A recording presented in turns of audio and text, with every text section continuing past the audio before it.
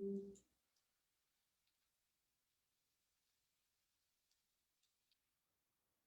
morning, everybody. As we start the chitas of the day, is the today is Monday, the second reading in the portion of Balak. We are holding in chapter 22, verse number 13. Vayakam Bilam, and Bilam got up, arose, Baboiker in the morning. He was asked to come with Balak. He was asked to come with the messengers of Balak to come and curse the Jews, and God told him not to do it. So he got up in the morning. Vayemer Sari Balak. He told to the ministers of Balak, "L'chol ha'itzachem, go back to your land. Kimon ata Hashem lat lititi lahalach imachem. Return back to your country, because God is not allowing me to go with you." Rashi says, "Imachem." The underline of his ear is with you, because you guys are lower ministers. You're only with greater nobles than you. If Balak will send greater nobles than you, I will go. This shows us that he was convinced, he was conceited and unwilling to reveal that he was under the control of God, and he was an arrogant guy. And that's why Balak sent again messengers, as we'll see. Verse number 14. So the nobles of Noach of Balak came back to him, and they said, Bilam refuses to come with us. Verse 15. So Balak continued to send dignitaries, more higher rank than these. Verse 16. And they came to Bilam. And they said to him, Koi Amar Balak. This is what Balak ben Tzippa, this is what Balak, the son of Tzippa, said. Don't hesitate to come to me. Verse 17, I will honor you greatly. Whatever you tell me, I will do. That's all I need you to come, is come and curse this nation. Rashi says, I'll give you more than you have ever received in the past. Verse 18, so Bilam responded and said, Elavde Balak, to the servants of Balak, immediately Balak Male Base Kesev is up. If Balak will give me a house full of silver and gold, I cannot go against the word of God. Whether to do small or to do big. The Rash says, this shows us that he was a greedy and he loved money. He said, you ought to give me silver and gold. You have to give me a lot, because if you have to hire an army, how much you would have to pay. And you hire mercenaries, an army, you might win, you might lose. But I am powerful. I deserve all the money in the world. But we got one problem. I can't transgress. He was unwillingly admitted that he was under the control of others. He had no choice. Here he prophesied that he would not annul the blessings in which the patriarchs had been blessed by the mouth of divine presence. Verse 19, he said, now you two please remain here overnight. And I will ask again. So Hashem's mouth tripped him up again. You two will end up leaving disappointed like the first group. Yosef could not change his mind from a blessing to a curse. But if only he does not continue to bless them, here he prophesied that God would add their blessings to him. That actually he's going to not only that he won't curse them, not only will he not say anything, but he's actually going to add many blessings to the Jewish nation. Verse 20. So God came to him at night. If these men have come to call you again, go with them. But the word that I speak to you, that you shall do. So Rashi says, if the calling is for you, and you expect payment for it, it's all about money. If it's about money, go. Very interesting thing. We learn many things from this because here it was about money. The beginning was about really about the cursing, and that's why God told him not to go. But here God says, okay, it's about money. About money. You're going to hate. Go, you'll get some money. Maybe yeah, maybe no. Actually, came out empty-handed at the end. But he says it's about money. I have no problem. Of course, even though it's about money, you're gonna get money. The word I speak to you, you shall do. Nevertheless, Willem went. He perhaps, and he thought, he said, perhaps I can persuade him and will consent in cursing them. Baby, you know what? I have a chance. Meanwhile, I'll go.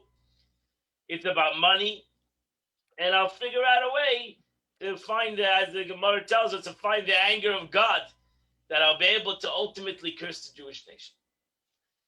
And that is the end of the Chumash for today.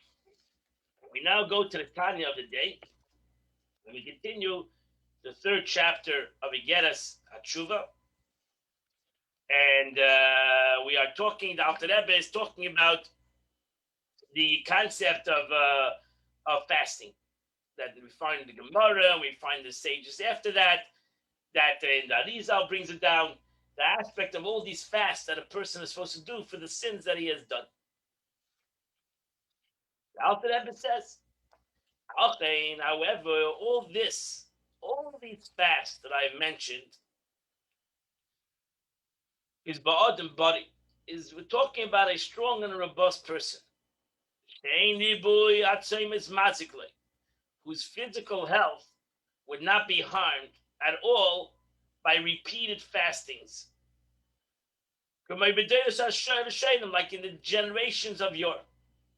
The previous generations, they had a better, they were stronger people, simply begashmis. Physically, they were stronger people and they could fast. Whoever would be affected by many fasts is going to get sick. And this fasting will bring a person to suffer illness, pain, God forbid. As in this contemporary generations that we are very weak physically. The Rebbe therefore says, Asurloi. The Rebbe also was a rabbi who codified Jewish law. Not only wrote books and Kabbalistic teachings, he also wrote the Shulchan Aruch. He wrote the Code of Jewish Law. So the Alter Rebbe was it was a Paisik. He was a rabbi that answered halachic questions. So here he writes a halachic thing. He says, such a person, if he's going to bring a person to sickness, fasting, he's not allowed to fast. I feel like he's not allowed to fast, even if God forbid he did a sin that he would that some sins in the Torah that would actually bring him to death by God or even cut off for the Jewish nation. He's not allowed to do that. As I say, but surely on positive commandments that he didn't do. And especially for mitzvahs that he didn't do, negative commandments that he did do that doesn't have the concept of cutting off dying young or whatever, the different punishments in the Torah.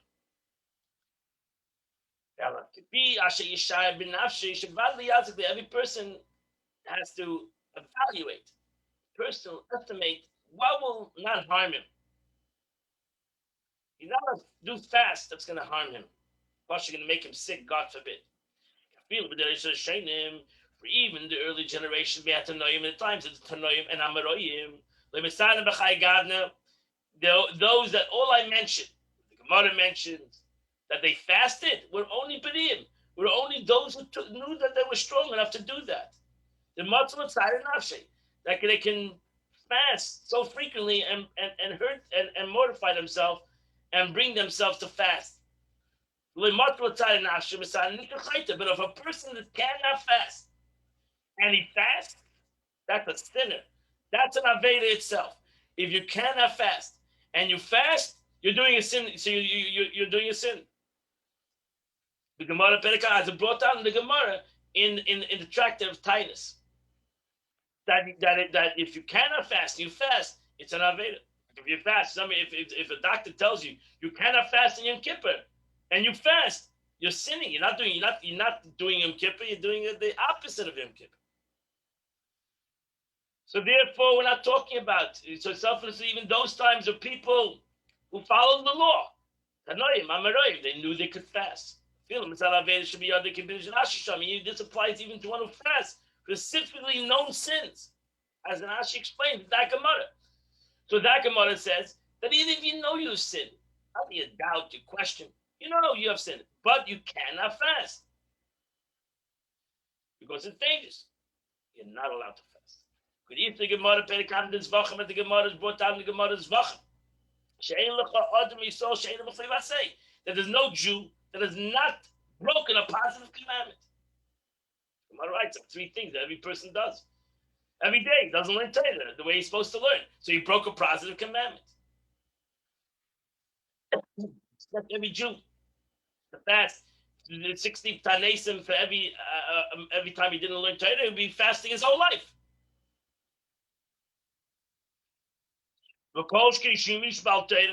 And let a person that broke the law, positive commandments, the Gemara says every person does, and he is a great sage. The Gemara says every Jew breaks a mitzvah, certain mitzvahs every day. I'm talking about sinners. I'm talking about even great sages. Such a person will be even punished more. So, what do you get? And if he's going to fast, of course, such a person is going to fast the whole day. How is he about to learn Torah? So, you're going to fast. You're not about to learn. Even a great rabbi, you're not about to learn. You fast and fast and fast and fast.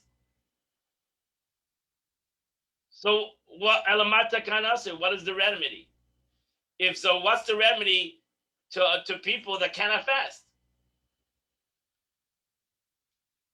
So therefore, this is the remedy, my friends. You should comply with the verse that says, redeem your sins with charity. So here we have the redemption of one's sins, and that is through charity. Because it goes our poskim, as it's brought down in the codifiers of Jewish law,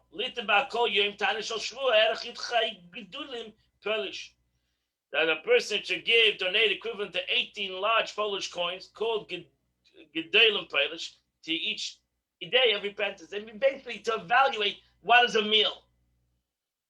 So let's say you're fasting, you're fasting. So it's a breakfast, or let's say you only eat lunch to the day. So what is the lunch of the day? The lunch of the day is whatever, $10, $12.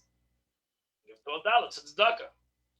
If you give $12 tzedakah, add a coffee in there, you give $12, $13, $15 tzedakah, now you have as if you're fasting.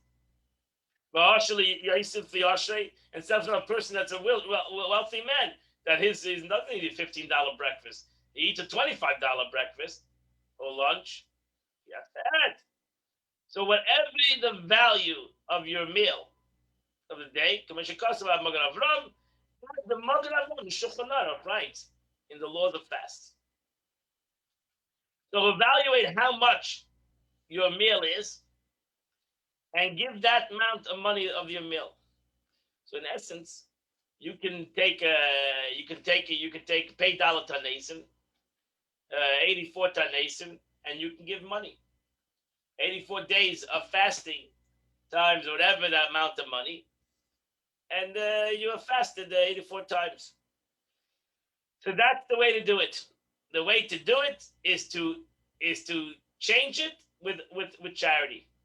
So if you feel that you've done a sin and you want to make a fast day for the sin, if I feel I've done a sin, I want to make a fast day for the sin I've done. I say, you know what? I cannot fast because the pasha is going to make me sick.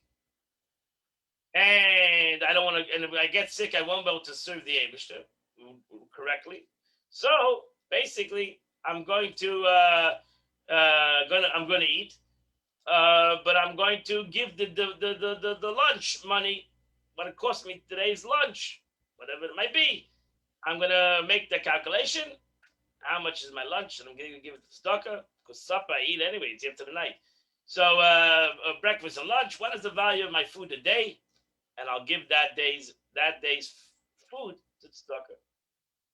Truth is, you can maybe she gave you capability. You can do it every day, and as if you fasted every single day. And that's not just a philosophical thing, as the Alter Rebbe says. It's brought down in Shulchan Aruch. That's the way it is done. There were many times that Rebbe would make a half a fast day. Sometimes during the year, he would ask that that people should fast a half a day, and then take the rest of the day and pay it, give it to tzedakah. So fast till 1:00, and then you pay your lunch tzedakah, so as if you fasted the whole day. And that's brought down in halacha.